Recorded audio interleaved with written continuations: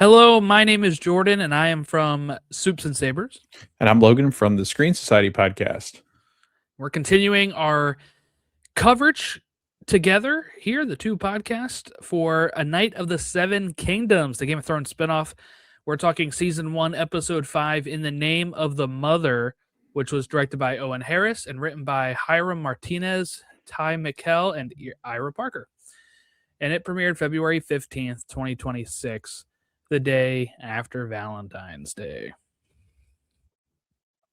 Yeah, so I guess you kind of called it, and I think we both kind of called it last week that, we were thinking, I think you had said something about a flashback episode from what we were seeing on the thing, and I still thought we'd get the full battle because of the pacing, or at least some of the battle, and we did get all of it. We did get all of the battle. And, the flashback kind of came at a time where in the novel or novella, Dunk gets kind of knocked unconscious for a bit and then wakes up. So it seems like a good spot to put a flashback. It's a very highly rated episode so far on IMDb, but I will say I've seen a lot of the book readers be very upset about the flashback, and I saw some proclaim they're done with the show and will never watch another episode again. And I think that's hysterical because I just know they're not going to help themselves. They're gonna tune in next week and see what happens. Yeah, no, I saw that same kind of thing, and listening to podcasts today. There's a lot of people, and I love streaming things, so I listen to a lot of their reactions. Yeah, I haven't listened to theirs yet. Yeah, and they're really good about finding the different dark areas of Reddit that really get on a spree of cancellation of shows because they don't like the way that it's done. But I would say that they are in the very small minority right now, Jordan, just because of everybody I see on X and even on Facebook. Like, I've got a bunch of friends that are now just getting into it, and it's just funny because it's, you and I joked about it, but we're kind of the first ones there. We were there before it got real cool. So yeah, I don't know. I've really enjoyed this show. I was going to make the joke of like, I just wish that it would get better. Maybe the next couple of episodes. Oh, we only have one. No, maybe the next couple of episodes will just be a lot better. No, it's so far, it's been everything I've wanted it to be and more.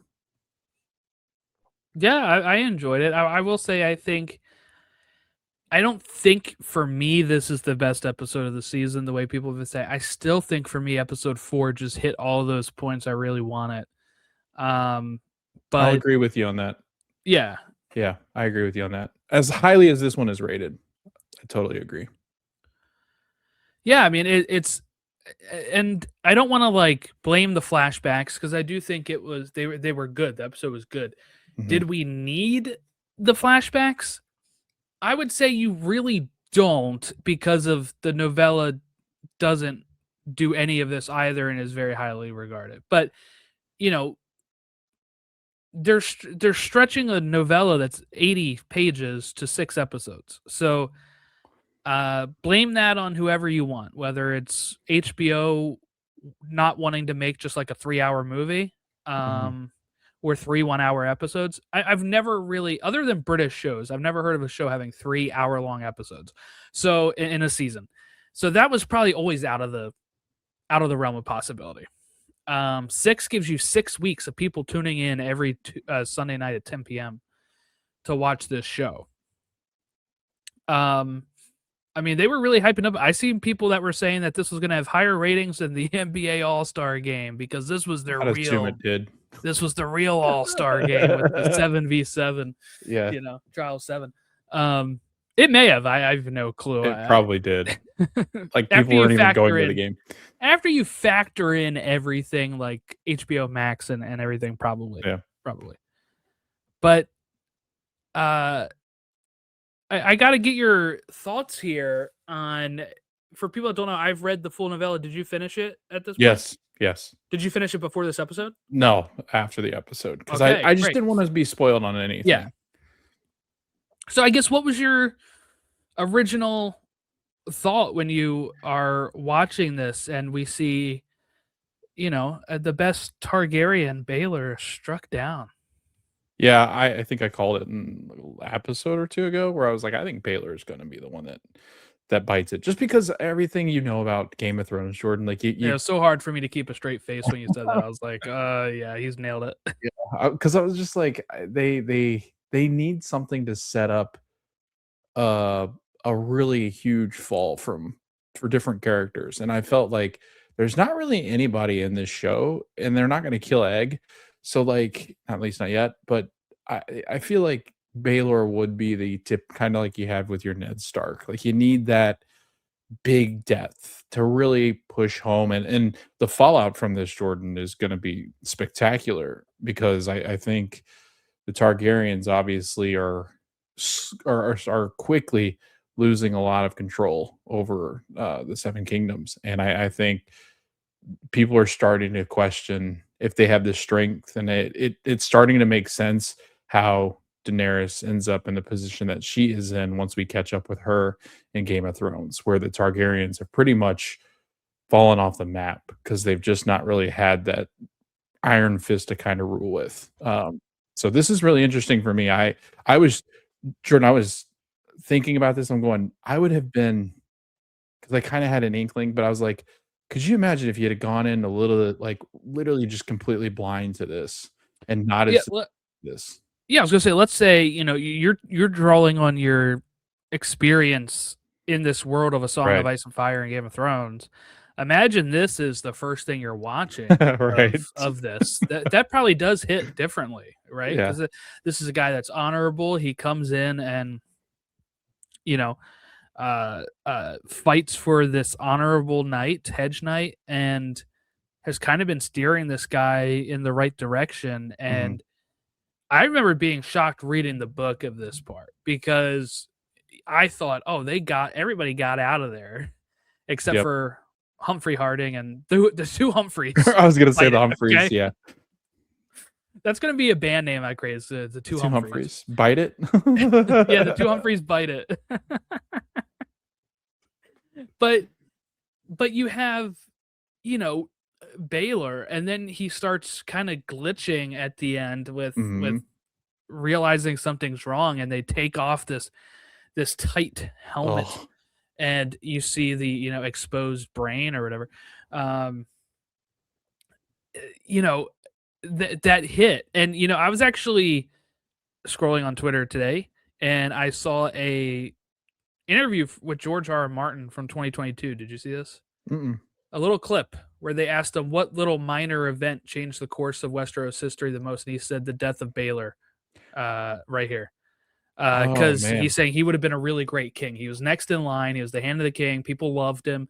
He would have been a really great king. And this death kind of causes a lot of the stuff that continues to go down. Because now the next heirs are, it eventually leads to, as we know from the vision in Yeah. one of these episodes, the Aegon being king, Right. and his line, his lineage ends up leading us to the Mad King. So, Right. this would have been a very different,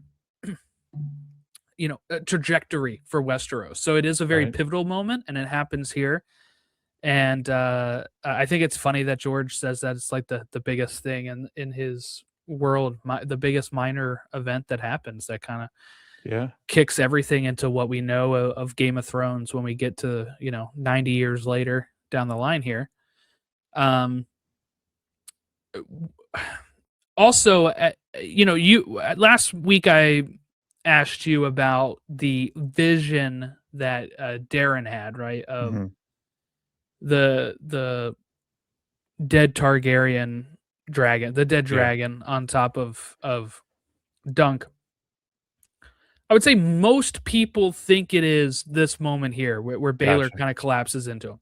But after you mentioned your reading of it, I did see a few others mentioning that online, that maybe it has to do with that Summerall, them dying in the blaze, Mhm. that it's maybe the House of Targaryen that has fallen on Dunk. And so there was very a lot of interesting interpretations. But when I read the novella, and it happened in this scene, I was like, "There's the dragon on top of him." Because the question is, did you kill him? Did I kill him? And he's like, I don't know. And Yeah. I guess you could read that either way, in the sense of he didn't take, finish Baylor, but the reason Baylor's out there fighting is because of Dunk. So it is a little bit of a, domino effect in that regard. Yeah, I think I almost want to change my interpretation now that I've seen this. I actually do think Aerion was talking about what you've said. I think it makes more sense in the fact that like the way he approaches that is when he says it to Dunk back in the end, he says it is like, I've had nightmares about you. And I think it's more of, because I'm thinking about this where Daeron's probably not up if he is alive during the fall of the Targaryen house. Like, obviously he's going to die. So maybe, how is he having that vision if, I don't know how that vision would work necessarily if he was dead already. So I'm thinking you're right. I think this might be him collapsing into Dunk as Dunk's trying to grab him. I do think it does fit with that interpretation more so than what I was thinking and what a lot of people are thinking that I've seen, like what I've said. I think the house falls. I think the easiest conclusion to this is when George wrote this, it was, I think, after the first novel or the second novel of Game of Thrones. Mm-hmm. Not saying he's not somebody that plans. He's very open about how he is a gardener when it comes to writing. He just kind of writes and see where it takes him. He does have outlines of stuff that he knows for sure, and that's what he's, gave D&D when they were working on Game of Thrones and everything. But I would assume at the time he wrote this, it was foreshadowing for this moment in the novella. Yeah. Now, of course, that could be just like, it could work both ways, honestly, because like you could read it however you want, I guess. But I think when George was writing it, it was supposed to be for Baylor. But when he continued writing, if he keeps writing more of this stuff with Dunk moving forward with the Targaryens, it could be a reoccurring nightmare where it continues to happen in a certain regard. But we won't know because George will never finish those books. So I can't wait until whoever gets the rights to his books gets all the information, because I think there's going to be. He said he's not going to allow that to happen. We'll see. Yeah, we'll see. Said he's not. People are pretty good at that, though. Like, I mean, people have protected their stuff. I know it was A.M. Milne who wrote Winnie the Pooh. Like, he was, he is very close to like just owning everything, and nobody can really touch it without that. What do they call that when the public estate? Yeah, like they can't. Oh, when the estate's not going to approve of content being released. Yeah, he doesn't want a Wheel of Time situation where he takes where Sanderson takes over or something. But I was gonna say, would you take it on if George reach out to us? Yeah, with my speed of writing, Logan, I'm not finishing it either. Well, that's the point, George. You don't really have ideas. to just have outlines. That's all you have to have, and then just pitch it to HBO. Yeah. Well, I have all these ideas in my head for novels, and I start them, and I just my writing speed, especially with a kid right now, is non-existent. But yeah, so I mean, people would be like, well, okay, George picked a 34-year-old guy. That's pretty good. He has a long life ahead of him. He's going to finish these books, and I'll tell you, they're not getting done. Landon's going to end up with the rights to the Game of Thrones series. Yeah. But yeah, so we had flashbacks. I guess let's dive into the flashbacks of Dunk's life here, where we have it flashes back to Dunk outside of King's Landing, where he has like this. It's a battlefield that just happened. I'm guessing it was part of the Blackfire Rebellion, or some sort of battle due to that, because the guy that they try to sell the stuff to does mention about the rebellion. But he's out there, he's pickpocketing people from that are dead on the battlefield, and this one guy is still alive, and Dunk takes pity on him and tries to put him out of his pain to suffocate him, when his friend Rafe comes over and says, no, let's try to like ransom him back. Yeah. Damn. Cold-hearted. We're going to take everything that he has on him and then also sell him back and then to sell him back to the whoever enemy is, or to his people, I guess. And yeah. I was like, there's no way that he would live. Like, no, I was he like, was struggling, yeah, he was dead. coughing up Like, blood. dude was dead. Yelling "ma, ma," like that's when you've seen the light. When you're yelling for your mom. You know, I'm That's when you're- thankful though Dunk said that because I didn't get that that's what he was saying. I Me thought he either. was I like, was really confused. I Yes. thought he was like trying to say a full word. Yeah. You know what I'm saying? Like, and it was like he couldn't spit it out, so like that was the first syllable. And then when Dunk said he was calling for his mom, I was like, oh, I guess that's what he was doing. Because I was like, man, what's he trying to say? Right. Yeah. Does he have like a secret? Maybe he was telling Dunk where the eggs were for the Targaryen house. Yeah. But you know, they go back to Flea Bottom, and they also pickpocket a city watchman named Alistair. And they're trying to buy passage to the free cities over in Essos, but they still can't afford it. Not enough. And that's when Alistair finds them, corners them again, takes all of their money. Rafe stupidly steals Alistair's dagger. Yeah.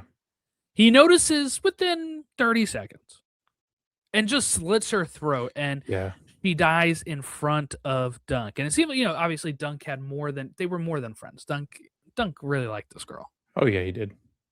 They loved each other. And they say that. She's like, why don't you go to Essos with me? And it's like, why would I? And we go, well, that's what people do when they love each other. And he goes, what? And then she goes, you love me. I love you. That's what happens. And it's very much that childlike, Jordan, when like girls have a crush on you when you're on the playground and you become more possession than you are actually in love. It reminds me of the old elementary school, like crushes where you just went along, or you went along with the pretty girl on the playground, and you're just like, sure, yeah, whatever you want me to do, I'm in love, absolutely. That's what it reminded me of. And yeah, she, you know, obviously she shows Dunk the dagger before, and he's kind of like, man, shouldn't have done that. And then 30 seconds later, she's dying, and while she's dying, you know, the Alistair's coming over along with his buddy to take out Dunk, or, you know, chase him. And we get our introduction to Ser Arlan, who comes out drunk and says that he is going to, you know, they leave the boy alone, starts swinging like crazy, and he chops off the one guy's head and then kills Alistair. It's pretty brutal. That was pretty brutal. The decapitation. I was like, ooh. Yeah. And if you know the science of pigs, they will eat anything that's dismembered from any human. Like they will eat that head and they will devour the whole thing, flesh and everything. So that was pretty disgusting. That pig decided he was going to go eat it. Jordan, there was a really crazy line like that I really liked, was the in this one where they're talking when Alistair's talking to Rafe and Dunk about stealing. He goes, stealing from a nobleman, that's called being a thief. But and then Dunk's like, well, what do you call it when you steal from us? And he goes, life. I was like, dang, I was like, that's so messed up. We're experiencing that in our lives right now, right? That's what I was with thinking. Like with the you know, the way billionaires or whatever, the way capitalism works right now. Right. We would do well in Flea Bottom, you and I, Jordan. I think we would do well. Like, I feel like I don't know if I would. I think I would probably had my throat slit. I was shocked about how quick that happened. Like, I thought it was going to get more of like a, you see, I'm going to, and then like would slice her cheek or something. No, I was actually kind of shocked he noticed that quick, because I thought maybe like it would get drawn out a little bit. Yeah. And like they would chase him a little bit more, but he catches her in like 30 seconds and she's done. Right. And just like right away went like, bye. Try that again. Yeah. Brutal. Well, yeah, he was like, I'm done with this girl. She stole from me the first time. I'm going to teach her what happens. Just crazy. Just totally unfortunate for Dunk. It's just like a continuing theme for him that everybody he's kind of right. He mentions that his mom could be coming back for him, but he does presume she's dead. He loses Rafe, so he loses mom, loses Rafe, loses Arlan. We don't Tanzel already left in present day as well. So he loses her and is probably going to be searching for her. So it's very for somebody that has lost a lot, he is still this very honorable guy. And I think you see why he is that way too, not just because of Ser Arlan saving him, but he was helpless when Rafe gets killed. And he sees Tanzel getting hurt by the prince and steps in. You have to think, in the show, because this whole thing is not in the book, but in the show, Dunk is almost like making up for that fact that he couldn't have helped Rafe back then, and sees, like, if I am a knight and my code of honor is to say I'm supposed to help the innocent, I should have been able. Somebody should have helped Rafe when the City Watch, Alistair killed her. Yeah. But nobody was there for him then, so he's stepping in to do that now, and he's keeping up with his. And part of it is because Ser Arlan comes out and fights, Alistair for him and protects him, an innocent, because Dunk really was innocent. He didn't do any of the pickpocketing or stealing there. But it's just a little bit of a parallel here of him trying to maybe right or wrong from his past. Yeah, I think you saw obviously what Dunk has gone through with so much loss, and this would be easy to turn into hatred towards a particular group. And I do think that he has, while he is very honorable, very noble, I do think that he gets to a point, and we see it in this episode when he gets like this, where he is angry, and when he is going to beat down the prince, like it feels like he is ready to break, ready to snap at any point, but he also has kind of this conscience that's like, maybe I shouldn't, because especially in this stage, like I just feel like he would have gotten into. Imagine that he kills Aerion. Like I'd love to see what would have happened, because like he was to that point where he was like, I might kill him here. That was like, he might actually just kill him. Yeah. So, but I do think too, on the flip side of it, we also see what Ser Arlan was. I think that's what was cool about the flashback that I think a lot of people are kind of ignoring, is the fact that Dunk has learned this from somebody, and because he's been with Arlan for so long, we do need, like, in this kind of story, I do feel like we as the audience do need some background of, like, we need more than just his from? monster dawn, Right. Like, we need, Yeah. we need Right. flashbacks of substance for Ser Arlan. And I agree with you. I think one thing I think is really interesting about the whole Arlan part of the flashbacks is there's still not a lot of, we don't see a lot of like wisdom passed on. We don't see a lot of speaking to each other, because Dunk is kind of following him without Ser Arlan realizing it. Yeah. For a while. And I think what that shows is we do see Arlan drinking and being drunk and singing and, all of that kind of stuff. But again, it's about action and what you do, right? And he led Dunk not just by what he's told him that we've seen in other flashbacks or stuff, or what Dunk has said, but he leads by action and by doing. So while we're seeing him be like a drunken mess and everything, what Dunk is seeing is that he came out and stood up for him when nobody else did, because it's what he is supposed to do as a knight. Yeah. And then, he follows him and he's drunk and stuff. But guess what? When he notices this boy following him, he goes over and says, "Get up," and helps him up. And from what we know, he makes him his squire. Mhm. And he takes him in because it's the right thing to do.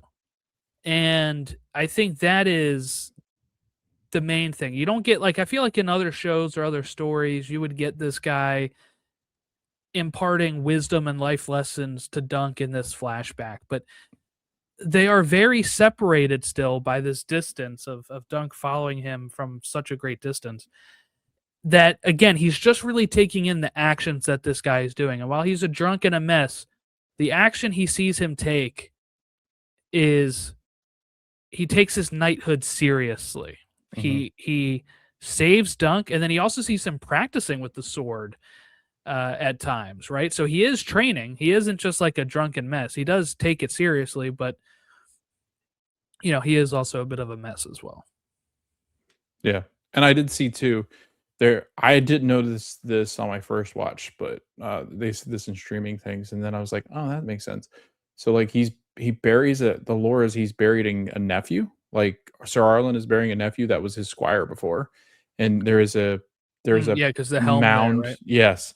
And he picks up the helm, and that was a nephew that was also his squire. And then so Dunk stepping in makes a lot of sense. And so that would tell you probably why Ser Arlan is, maybe he was always a drunk, but now is trashed almost all the Yeah, time. lost a family member. Right, because of the grief. And so I could definitely see that, but I do think it is so perfect and it fits so well with how Dunk sees the world, almost as an observer, because that's what he's always been.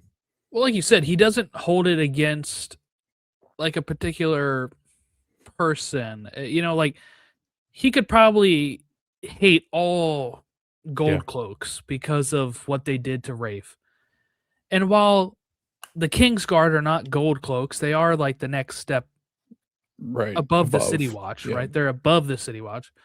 But like when he has those interactions with the Kingsguard while they're arriving in like the first or second episode, he thinks of them as honorable, right? So like he still has that like like deference to authority yeah, as a knight. But he, you could see a whole different world of like him being like Anakin Skywalker and hating all City Watch and all mhm, people of the Kingsguard and stuff because of what the people at the bottom did that maybe the people at the top don't even know what they're doing. yeah. And Dunk steps in when he sees people mistreated, no matter who they are. Yeah. And it was pretty cool too, because I think Rafe appears to be Dornish or of Dornish descent, and Mm-hmm. that's what Tansel is. So that Mm-hmm. I first Jordan, I really did I thought, oh shit, does he know Tansel from like Oh before? yeah. I like it took me a bit to be like, Before they what? say your name, yeah. Yeah, before they say Rafe, and I was like, oh okay. I was like, we're gonna totally different character. But I thought that, but then I think he sees a little bit of young Dunk sees, Rafe and Tansel in the way that Mm-hmm. she Mm-hmm. exists. So I think that had something to do with it. But you get a lot of lore from Dunk. Like he's been around. Like he's a street. He reminds me of Oliver Twist a little bit, up to no good, Yeah, yeah. but nothing that's gonna harm anybody. He's just trying to live. So Yeah. It was very, very interesting backstory for stuff that we did not know. This is all brand new compared to the book. So it is controversial, I guess, in that regard. But going back now to the actual battle that happens after this. Um, you know, Dunk is taking a big beating, right? One thing I want to give props to the show for as well is how long they actually did battle with their helmets and everything on.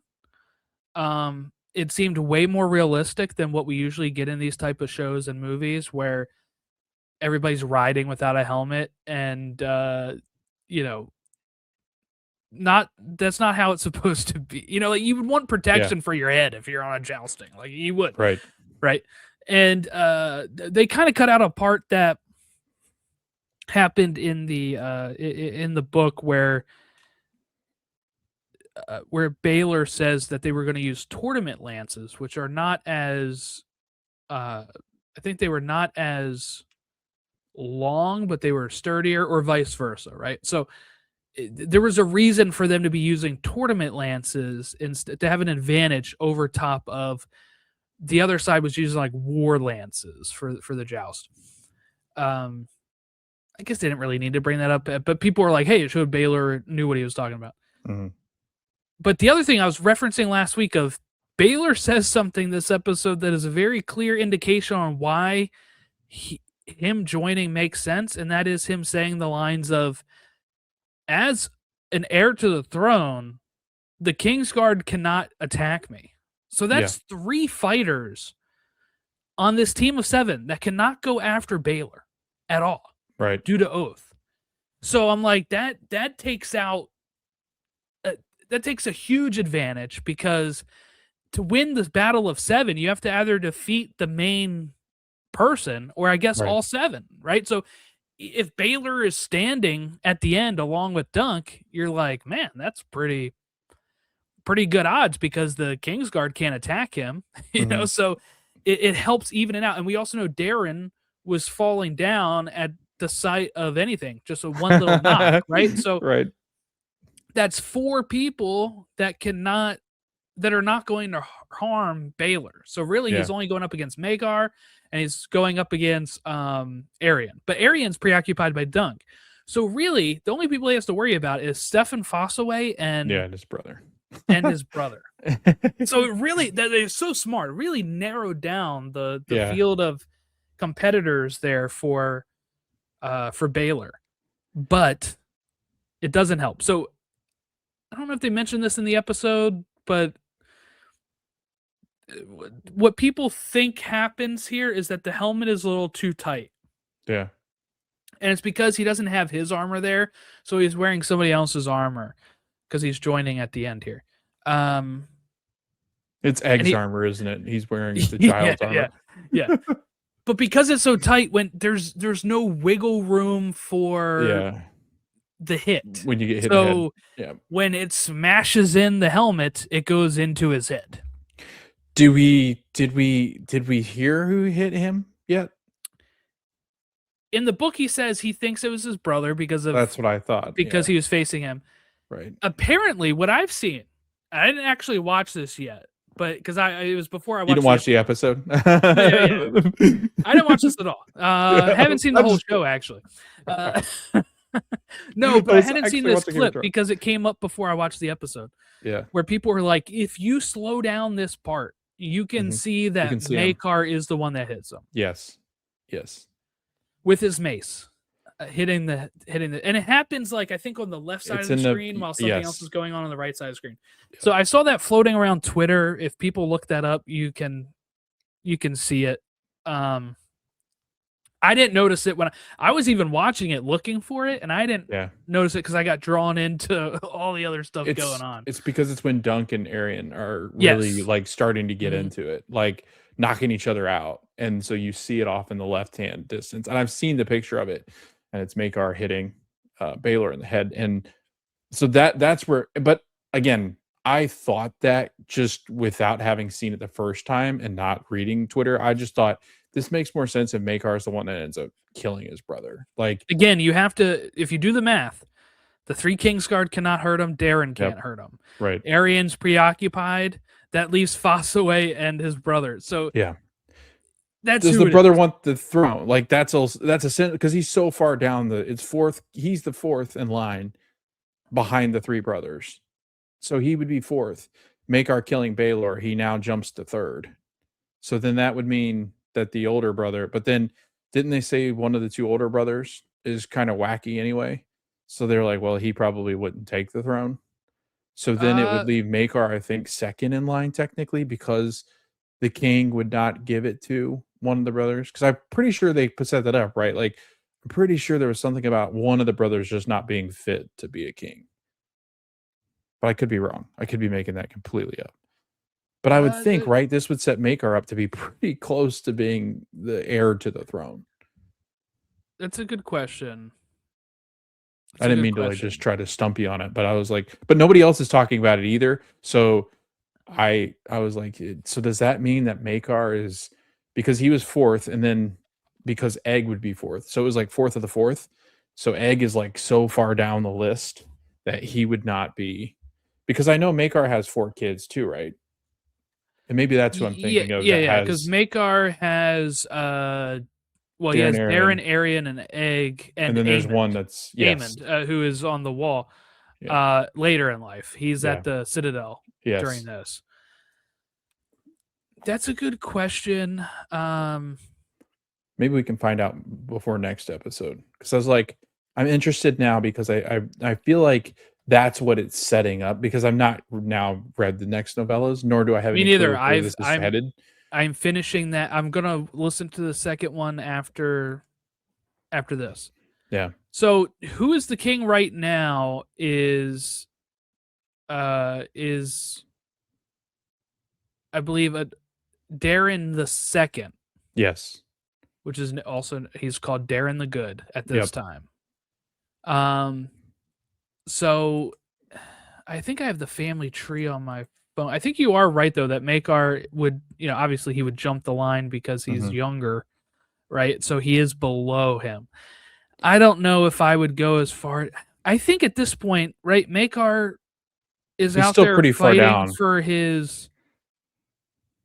He's fighting for his son who's out there, right? I mean, so like that's, he has no interest in ruling. Yeah. Like Makar doesn't really, because remember when they're sitting at the table when Dunk first asked if he knows Ser Arlan, and Baylor's making the joke of like, hey, don't kill me off too soon, or like don't kill off the king too soon, then I'm gonna have to become the king. And their brother kind of is like, Makar's like, yeah, whatever, dude. But it also doesn't feel like Makar's kind of like, I don't want to be king. Like, I don't want this, because that's the way he feels. Is like he does not seem, crown driven. He doesn't want to sit on the throne.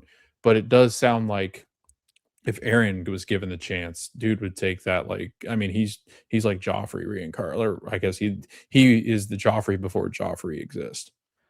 So it looks like, Darren had Baylor, Ares, Aelinor, and Makar. Yeah, so he said Rhaegal too, but I think that was a. So I think it's 3 sons and 2 daughters. If I'm and maybe one of them's a bastard kid, because I was like, I wonder where Makar ends up being in this, and I'm sure we'll probably get answers in the next episode actually, because like I wonder if we'll get kind of a nod to like, hey brother, now you're dad, now you are second in line to take over. It's true. That could be a little bit of an extended thing, I guess, because that's one thing I was going to ask you. And now that you finished the novella, like this is very near the end of the novella, right? Where we are. Yep. There's a little bit of wrap up that they do with, not to spoil stuff too much, but like setting up the next adventure. Yeah. And that consists of keeping Dunk and Egg together. So however you think they're going to do that, listener, they're going to do that. So there is a little bit of stuff that still needs to be sorted. So maybe they could add in a couple scenes, because I don't know how else you make this last another 30 minutes. And that's why I was wondering if they would just split the battle last week. I was like, because you would have some sort of fallout to still happen, but it seems like next week is all Fallout, I would assume. I haven't watched the trailer for it either, so I actually have no clue. I saw the trailer. What does it show? It's going to be a lot of conversation between, which makes sense. Like it doesn't as much in the novella, but there is obviously conversation going to happen between Makar and Dunk. It shows Egg and Dunk with Makar, and then it also, Jordan, it actually showed a lot of Baratheon. Like he was in it quite a bit. So we got to get wrap up on that too. Yeah, so I'm thinking there's going to be some stuff there. And then I think that this is going to be heavily Targaryen. Like I feel like it's going to be, how are the brothers and Makar dealing with this now that they're all back together? Now we're going to finally see Jordan, Egg, and Makar interacting. Does Makar like freak out at Aerion being like, you little twerp for starting all this? Like that's what I'm wondering. Yeah. and that would show us that maybe he didn't really want to hurt his brother, and it was Yes. I was taking care of my son, but you should have kept it as a normal, trial of Yeah. combat, or and you could have faced him 1v1, or we could have you could have just not attacked that little poor girl. You know what I'm saying? Like, Right. Your temper, child, right. got us into this mess. And the king's not going to be happy. Like the king had directed them to not make these ruffles and loses his son, right, who was the heir, who was going to be the best heir. Who probably right. wouldn't, I mean, like you said, like Game of Thrones probably doesn't happen if Baelor Mm-hmm. Targaryen lives. Like Daenerys is still alive, and Jon Snow's just hanging out in the Great White North, and we've got all that, and they kill, and Baelor goes and kills all the White Walker. Like we'll just have all sorts of fun. Yeah, But all those people may not even exist either, I was because gonna like say Daenerys and the Robert bastard Baratheon kids. are all Yeah, part of Aegon's right. line. That's true. And he's making those deals on like wedding people to certain people because he's king. He wouldn't be king at all. So That's like true. That's a good point. everything changes. So you got to be happy he died, I guess, at some point, because we don't Yeah. get Game of Thrones. But I mean, some people are like, "Well, good. They don't need good. to." The 8th season is gone now. It's the multiverse. I did want to say too, I was I was about to go somewhere with this that I'm now kind of blanking on. Give me a second as I think about Just this. some of the things that I loved. So there's a moment where the camera's behind Dunk during the battle, and it goes in through his head into the Yes, mask. yes. I was like, I that was love that cool. view a few times where you see it I like was through like, his slit. yeah, and like you can hear like you're in the helmet with him, and then there's points where like mud or blood splash onto the camera, and I'm like, this is so cool. Like this is by far, it gave me Battle of the Bastards. Like it Yes, gave yeah. me very Jon Snow standing there just like swiping at people. So, but go ahead with your point so you don't forget this. Okay, what I was going to say is, a lot of people were upset last week that they didn't get the scene of, saying like, oh, a knight that remembered his vows, and showing that the people are on his side. While they didn't do that, we got pretty clear indication that the people watching are on Dunk's side when he gets up and everybody's cheering for him to get up. Like, that was a really cool moment. It starts with, Egg cheering him on. I love Egg so Get up, much in this sir. episode. And he gets up, and my God, the beating that Dunk took in this. Like you said, they did cool stuff too, where like the sound dips when you're like kind of in his perspective of like not hearing what's being said. Yeah. You get Really like his cool. ears rattling. He get like a very like drunk, woozy, and Jordan, like I was when he was getting stabbed and like through the meshing like stuff that they wear and like the metal guards and stuff. I'm going, ow. And then he gets one through the hand. I was like, oh, gross. And I was like, this is brutal. And then as he's dying, and he's like an Egg, just like the whole time. First he's yelling. Is it at Sweetfoot that he's yelling, and he's like, go, go, go, because the horse has no interest. The horse is like, yeah, no, I'm not doing this shit. Like, I'm not going anywhere. And then Egg's yelling at the horse, and it starts to go. Egg's got great moments in this. Like, he's got the moment where he thinks Dunk is dead, and he's like, no, and he yells to the guy that's getting ready to blow the horn to call it like, because he sees them like twitch or move. Yep. And he's like, no. But I think my favorite part of the whole episode with Egg is at the very beginning, right before it starts, he goes, hand me my, what is it, the joust squire. And he keeps calling him squire on purpose, because you can tell he's still kind of trying to show Egg he's mad at him. But then Dunk has a moment where he goes, don't try to rob me, boy, or I will hunt your dog when my dog's on you. Yeah. And he goes, poof. Like Egg goes, poof. Yeah, they have a nice little like, it's a callback to a few episodes ago when he's like, you don't have any dogs. He's like, I'll get a dog. But it's kind of him like showing him he's good with he's okay. Yeah, he's okay. Nice little callback there. But what was just a lot of really cool moments in this. What was so like as you're watching this, like obviously you know what's going on, but like when you're watching this, I mean, like, what are your reactions to it? Because like, I don't know, I've tried to hold off reading the novellas, obviously, and then watching this show is like some of the stuff that doesn't happen in the novella, because there's quite a bit that doesn't happen in the novella in this one. Like, are you just sitting there going, oh, well, that's different, or is it ruining anything for you? Like, you're like, oh, I know what happens. No, this is an adaptation, so I don't really mind. I'm not ever one of those people that are like, it has to be by the book, right? You know, That's because impossible. I would just read the book. Yeah. Yeah. But there are key things in it that I think it needs to hit, and this show so far has hit every single one it's needed to do. Key scenes have not been dropped from this. I know people might say the one line from Steely Pate that wasn't said, but they've got that point across through everybody else cheering for him, and Steely Pate giving him a discount, that the people are on Dunk's side during this. So that came across on here. The Baylor scene at the end is key. The Baylor scene at the end of last episode, the speech at the end of last episode, those are things that I was looking forward to witnessing on the screen, and they've hit those moments perfectly. And then you get a little bit more, like, obviously when I'm watching this, if there's a scene like when they first introduced Lionel, I'm like, oh, this is all new. They didn't, but I understood why they're doing it. They're, like I said a few times on here, they're building him up because he plays an important role of coming into his need for the battle here, that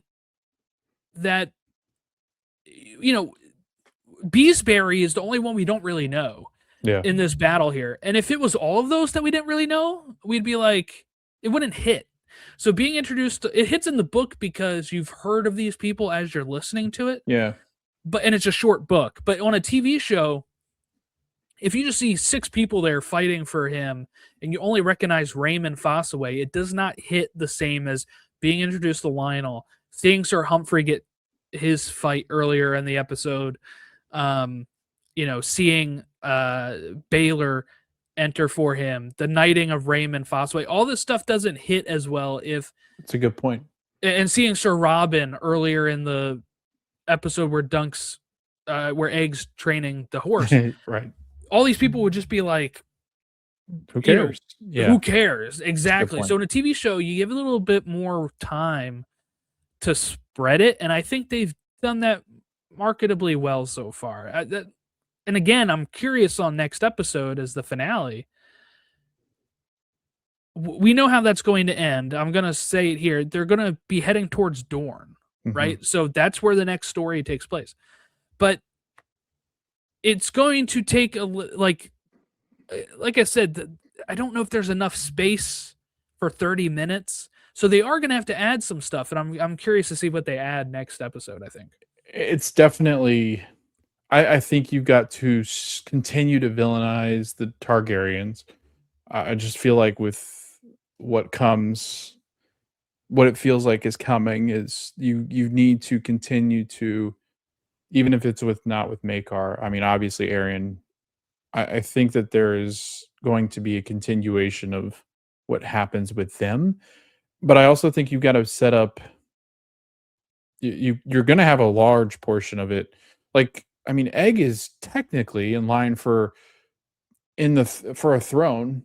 It just depends on, what happens with the brothers and everything else. So technically this kid is still the royal family, like a part of that royal family, and like part of the king's aren't, like, he is part of it. So you're going to have to try to build that out. I do think you get some remembrance of Baylor. I think it'll be interesting to see how people react to Baylor's death, because I think people really do respect Baylor as a Targaryen and less fearful of them. I do wonder if they definitely respect him more now when he joined Dunk's side. Like, all those people at the village there are like, he's the one that showed honor and fought against his family for an honorable knight. It's really going to hit, I think, hard for them. And the Targaryens can't go away. So, like, it would have, the Targaryen house would have collapsed here if they show signs of, like, letting up, like that they weren't going to continue to rule the lands. So I'm thinking we're going to have some buildup of Aerion villain type kind of stuff, but again, I think it's going to be more about Dunk and Egg settling and kind of burying that hatchet, because I think they're going to continue on this journey together, and I think they've got a lot of work to do with that. Jordan, I got a couple of questions for you. Yeah. So what is your interpretation then of, was Dunk going to become part of the King's Guard, or like Baylor saying I need good men, or was that more in speaking of the fact that like they just need more knights in the realm like him? I took it the second way. Okay, so did I. But I've seen other people say that he was recruiting to see if Dunk would be willing to join the King's Guard. Could have been. I think that might be getting a little ahead of himself, because he's, the way I took it was always the second part of like, the reason I even joined this fight is because I believe in what you were doing, and I think we need more people like that. So that's why I backed you, is to show that people should be acting in this way when they're knights. Not farting. They should be going out there and we didn't get anything like that this episode. No, it's just puke. The Fossaway and Dunk puke, but that's normal. Puke is I don't put it up there. You can handle that. The other stuff. Because that shows nervousness. They were scared. Yeah. So no, that's interesting. Yeah, that was. I do wonder what happens if Baylor survives, but yeah. Because of what we know, right? Dunk is going to go onward with Egg. So the main thing that's going to be taken care of next episode, like you said, is like a reconciliation. But also, if Egg wants to actually squire for him, they need the approval. They need the approval of Makar or the king or somebody in the family to say, this is fine. If Baylor had survived, you're right. Maybe he does recruit him into something, but it's his one fight, and he is a Hedge Knight. I don't know if they would be so quickly to move him into that type of role. But you would think that they would still have had Egg join Dunk officially. Yeah. Even if Baylor lives, and maybe not too much changes for those two characters at this point in time. But like we said before, creates a big change later down the line. And then in the next season, does Egg have hair? No, I don't think he does, because I think the point of shaving the head going forward is to not look like a Targaryen. Yes, he's going to go undercover, from what I understand. That's what I've gathered. To the common folk, he'll be known as Egg. Yeah, and they will not know he's royalty, so that way he can kind of blend in, but also so it won't lead him to be, harmed. But also, people will treat him normally, and he might actually learn. And like I think I stated last week, he becomes known as a very good king for the common folk, not so much for the nobility. And I would assume these adventures have something to do with that, because if he is undercover as a normal squire, people are not treating him as a Targaryen, so he's getting it's like Undercover Boss. Yeah, he gets the honest scoop. Yeah, he gets the honest truth. Yeah. Dude is like, give me Game of Thrones Undercover Boss. I think I'd like that. It's just like Egg with different wings. You can do it two ways. You have Egg constantly like that, and then another season is a more meta approach where George R. R. Martin is going undercover into these shows. Yep. And he's learning stuff about the showrunners he doesn't like, and we really get it. Right. House of the Dragon is screwed. But he already knows he doesn't like them. But no, that's pretty funny. But I did. I was like, so I knew somewhat of what happens next, and like I don't want to be spoiled by it, but like obviously I run across things, and I'd heard that like he's going forward as a spy, but I was like also. Like, is this kid going to keep shaving his hair? Are they going to change that to like, could they just convince him that he doesn't look enough like the Targaryens? I think he's more blonde. He's got like, I don't know, blonde hair or silver hair in Westeros is a Targaryen. But it's true. I would say, I think I just saw a video of him them shaving his hair for season 2. Because they're already filming it. And then they said there were rumors too that they were getting clips for season 3 already. I was like, that would be wild. That would be weird. Like that, I was like, that seems I doubt weird. that. Yeah. But I could see them having outlines for 3. Like, obviously, moving forward, he's got outlines for all of them. But I feel like the leak is more of they're filming season 2, and with season 2, they have an idea and understanding of where they might be headed in season 3. Well, yeah. I And I mean, was like, they're just going to follow. I mean, they just gonna won't have the follow the scripts novella, ready. They right? won't have the scripts ready. But if they know there's a certain scene because it's a novella Yeah. that's already out, they could, I guess, capture that scene. But Yes. I just wondered. I I was like, don't what think does they that mean? will, because Yeah. here's the thing: you're dealing with children with Dexter, right? So he will get He'll be taller between massive. 2 and 3. So for him to Yeah. go like backwards in time, unless if you're getting something that is a flashback that they're going to Could show be. later, type of Could thing. be. But I'm really excited for obviously the end of the season next week, but I'm excited to dive into the audio books for the second and third novellas, because I listened to the first one right before this season, so it's fresh. But I'm thinking I'm not going to wait that long for the second one. I'm probably going to start listening to it after this season, but I'll probably try to revisit it again since they're short before the season starts, because there's no way I'm going to remember everything going into next I was season. gonna say, yeah, you might It's a have year to- away. Yeah. Thank God. Yeah, I it's miss only a shows. year. Yeah. Yeah, I know it's only 6 episodes, but Jordan, like you said, I'm happy that we're getting the end of it, because I have thoroughly. I mean, I put this up there, and I'm not even kidding. Like, I might put this above any of the seasons of Game of Thrones. Like, it is my favorite Yeah, I so can't far. do that, but And I know a lot of people can't, but I was like, it was just so good. And you know what I can't wait to do, Jordan? I can't wait to sit down and watch it, like almost like it is a movie, to where I just like a 3-hour movie. go, like just go and watch.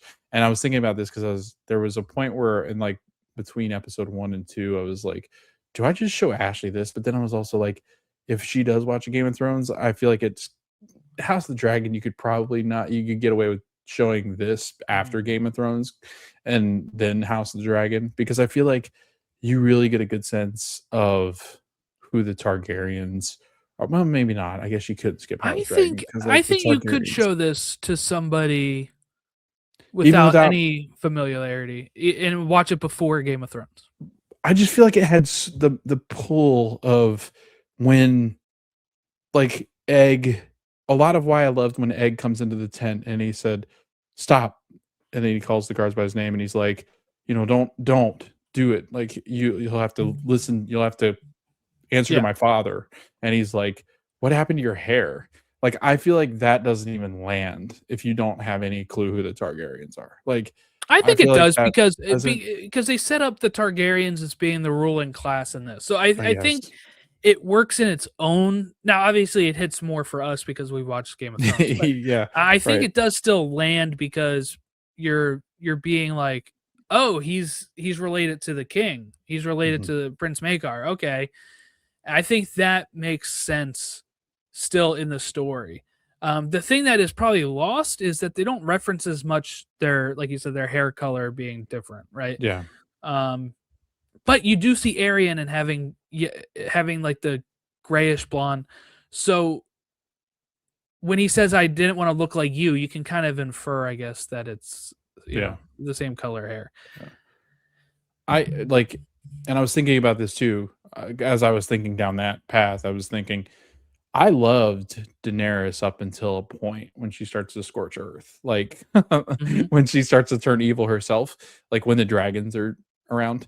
I rooted for Daenerys up until a point, and then I remember not liking her, but I can't remember what exactly, because again, I've only watched Game of Thrones one time full through, and I've just kind of seen bits and pieces of other ones. So I need to go back, and I think that's what I'm going to do anyway. I'm going to go back and try to convince her to watch it, because I was like, I would love to now go back having seen House of the Dragon, and then also A Night of the Seven Kingdoms, and now watch Game of Thrones and see what I pick You'll up understand so much more of the lore and Yeah, stuff, and the right. references to these characters and stuff. Because have you seen No, it? I think it can. I think it can work this way too, because like, let's say she watches this, or anybody watches this, and then you get to Game of Thrones and it references the Targaryens are out of power, and you're like, oh my god, what happened in between that time? Like, I think it might work That's a a good little point. differently. And then you see like Robert Baratheon as king, and you're like, Lionel's descendant is king. Yeah, Like, you know what I'm that's a saying? good Like, point. you kind of get like it the reverse way, but yeah. Yeah, I guess.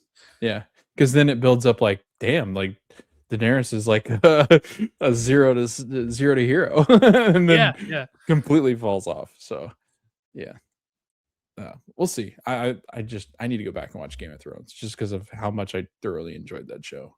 Yeah. All right. Anything else before we wrap it up? No, I'm excited for the end, sad for the end, but again, like I said, and maybe it'll change as I go back and recency bias and watch Game of Thrones, but right now I've got this at the top of my Westeros rankings. So Yeah, I think if you rewatch seasons 3 and 4 of Game of Thrones, you might change your mind. That's a good point. But because I would probably put those at the top for me. But yeah, Supes and Sabers at Supes and Sabers at Supes and Sabers on all of our social media for me. Logan is also on Logjam Media. We're part of the same podcast network. And you got anything good coming up on Screen Society? Yeah, so my pit episode crushed it this week. Really? It was a damn good episode. So if anybody is watching, so you were like Makar's mace going up against Baylor's helmet, and you crushed it. Right, and you even sounded like Baylor after he got his helmet smashed in about a few seconds ago when you're trying to say Supes and Sabers. Yeah. But yeah, Jordan, I covering the pit, which is also on HBO Max. So if you're subscribed to watch Game of Thrones, make sure before you cancel that to watch the pit. It is it's between this and A Night of the Seven Kingdoms right now for me that Stranger Things is over as like you can't miss. It's probably the best TV show on. The pit is, especially with how well written it is. And then I'm also doing a watch through of Shrinking, which I feel like is starting to gain more and more respect. But Jordan, I think it's a little bit more of a niche audience, which is funny because it's the same exact crew pretty much that has written Ted Lasso and some of our favorite shows like How I Met Your Mother and Scrubs. So it's a very similar vibe. Yeah, Cougar Town. So if you are into that kind of stuff, definitely check out Shrinking. But I'm over at the Screen Society podcast. You can look us up on socials and then anywhere you get your podcast. Yeah. I just wrapped up. I think I mentioned last week we did our Wonder Man coverage over on Supes and Sabers. We are preparing for Daredevil Born Again season 2 is coming up. Darth Maul, Shadow Lord TV shows coming up. So we'll be covering that kind of stuff over on Supes and Sabers after we're done this A Night of the Seven Kingdoms. So one more episode left, Logan, and we'll have to put this on pause until House of the Dragon season 3 comes out later this year. So we get 2 Westeros projects this year. Yep, pretty excited. Thank you all for watching and listening along, no matter what podcast feed you listen to it on. But thank you all for watching and listening. We'll catch you next time.